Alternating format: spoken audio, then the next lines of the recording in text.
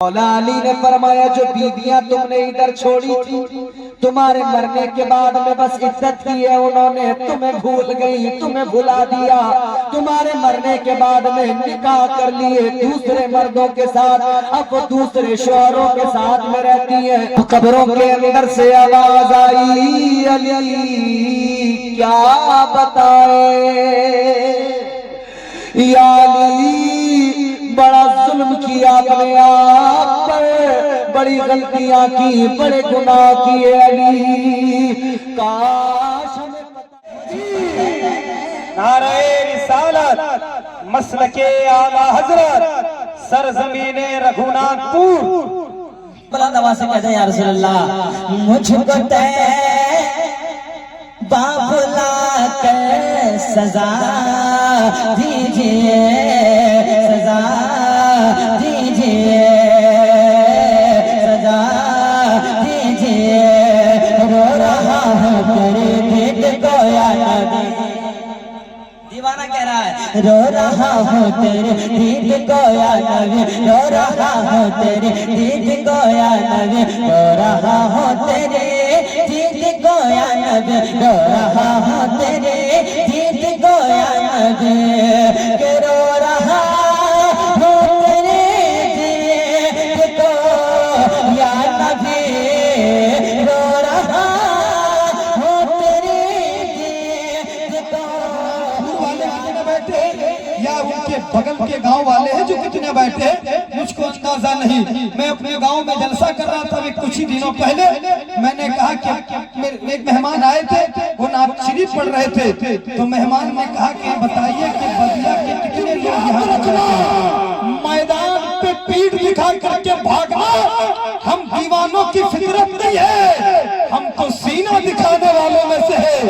तो ये चार मिसरे में पढ़ के देखता हूँ, अब मैं देखता हूँ कि रघुनाथपुर वाले कैसे सुनते हैं कि लबों पर सजा कर हम आयते कुरान निकले हैं, लबों पर सजा कर हम आयते कुरान निकले हैं, लबों पर सजा कर हम आयते कुरान निकले हैं, नबी पर मरने मिटने का लिए अरमान निकले हैं।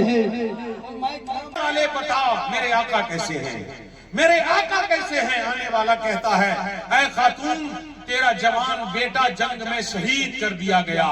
खातून कहती हैं मुझे कोई परवाह नहीं, बेटा कुर्बान हो गया, हो जाने दे, मगर मुझे ये बता मेरे आका कैसे हैं। फिर दूसरा आने वाला आता है, उससे भी पूछती है ऐ आने वाला बता मेरे आका कैसे हैं। वो भी कहते हैं ऐ खातून तेरा शौहर भी शहीद कर दिया गया, उसे कोई परवाह नहीं होती है। वो कहती है शौहर भी कुर्बान हो जाए, मोहम्मद रसूलुल्लाह पर कोई परवाह नहीं है, मुझे ये बता मेरे आका कैसे हैं। वो ऐसे दीवाने थे, बेटा शहीद हो गया हो जाने दे, शौहर शहीद हो गया हो जाने दे, घर खानदान लुट गया लुट जाने दे, मेरे आका सही सलामत है या नहीं, बस मैं ये सुनना चाहती हूँ। जब सुनाने वाले ने ये सुना दिया हाँ हाँ मोहम्मद रसूलुल्लाह खैरियत से है, तशरीफ ला रहे हैं, उस आशिका का ज़हनो दिमाग खिल जाता है, वो खुशी से मचलने लगती है और आका के खैरियत, आका की खैरियत सुन करके वो खुशी में मचलने लगती है। ये दीवानगी थी मदीने के सहाबा और सहाबियात की। आपको मैं बताऊं हजरत सिद्दीक अकबर की जाते गिरामी है, एक ही दस्तरखान पे बैठे हैं, बाप और बेटा दोनों बैठे हैं। हजरत सिद्दीक अकबर एक लगा करके बैठे हुए हैं, बेटा दस्तरखान पर खाना खाने के लिए पूरी तैयार है। हजरत सिद्दीक अकबर से बात करते हुए बेटा कहता है अब्दुल रहमान कहता है अब्बू जान एक जंग के मौके पर आप मेरी तलवार की जद में आ गए थे, मगर मैंने सिर्फ ये सोच करके कि आप मेरे बाप हैं मैंने आपको छोड़ दिया, आपकी गर्दन पे तलवार नहीं चलाई। सिद्दीक अकबर ने पलट कर जवाब दिया, एक लगा कर बैठे थे सीधा हो गए और कहने लगे ऐ अब्दुल रहमान तू सुन ले, अगर उस जंग में तुम मेरी तलवार की जद में आ जाते कसम रब्बे जुल जलाल की हम तुम्हें नहीं छोड़ते, तुम्हारी गर्दन मार देते, क्योंकि तुम दुश्मने रसूल बन करके आए थे और दुश्मने रसूल को हम रिश्ते नहीं देखा करते, हम तो ईमान के रिश्तों को तरजीह दिया करते।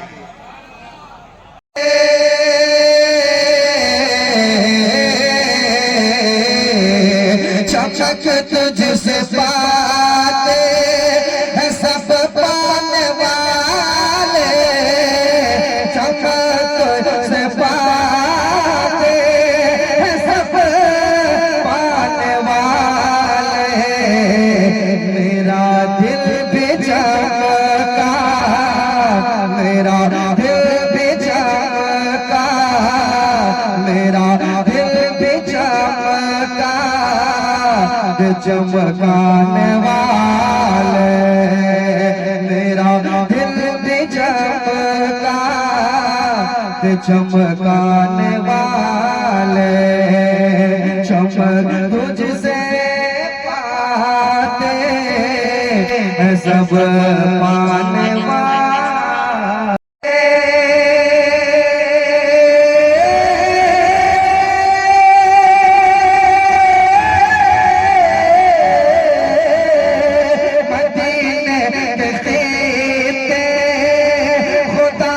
तुझको रखे मदीने खीते, खुदा तुझको रखे।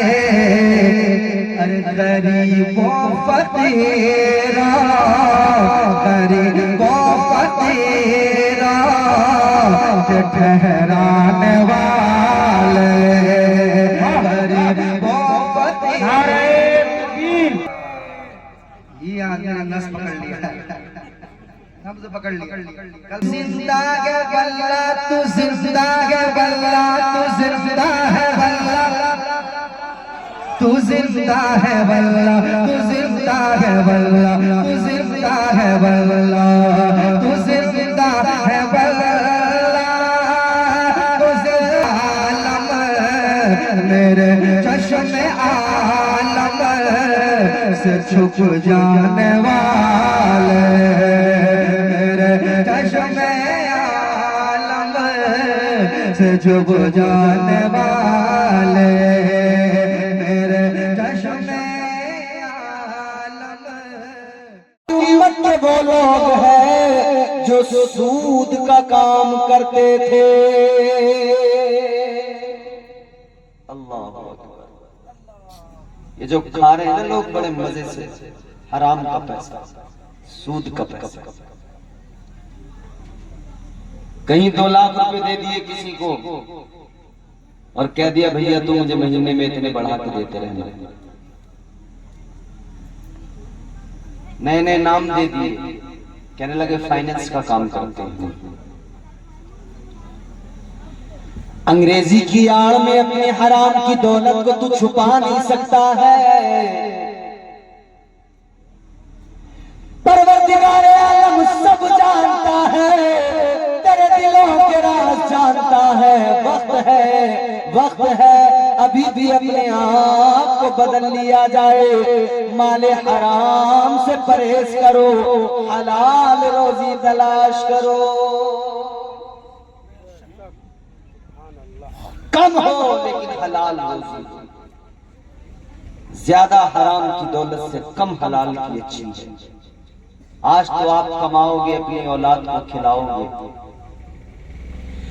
कल मैदान में शर्म ये औलाद जिसने आज आपकी दौलत पे ऐश किया होगा, आप कमा कमा कर लाए, आपने औलाद के ऐशो इशरत के सामान किए, अपनी बीवी बच्चों के ऐशो इशरत के सामान किए। कल जब इनसे सवाल होगा ये कह देंगे या अल्लाह हमें नहीं पता अब्बा कहां से लाता था, उसकी जिम्मेदारी थी, हम तो बस खर्च करते थे।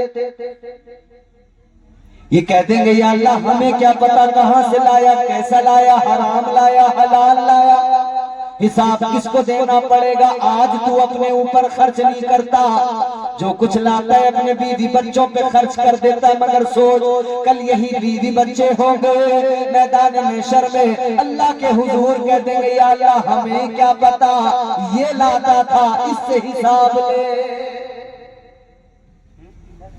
कर लो जितना करना है। एक दिन मरना, एक कब्र में जाना है। कब्र में जाने के बाद में ये याद रखना कोई साथ नहीं जाएगा, अपने अमाल जाएंगे। हजरत अली मुर्तजा शेर खुदा मौला अली कर्रमल्लाहु वजहुल करीम एक रोज कब्रिस्तान से गुजरे। मौला अली ने कब्रिस्तान से गुजरते हुए कब्र वालों से फरमाया, ऐ कब्र वालों बताओ तुम्हारा क्या हाल है। मौला अली ने फरमाया, कब्रों से आवाज कोई नहीं आई। मौला अली ने दोबारा फरमाया, ऐ कब्र वालों बताओ किस हाल में हो। अगर तुम नहीं बताते तो मैं तुम्हें बताऊं, इधर तुम्हारे पीछे तुम्हारे घरों का क्या हाल है। कब्रों के अंदर से आवाज आई, अली बताओ जरा हमारे घरों का क्या हाल है। मौला अली ने फरमाया,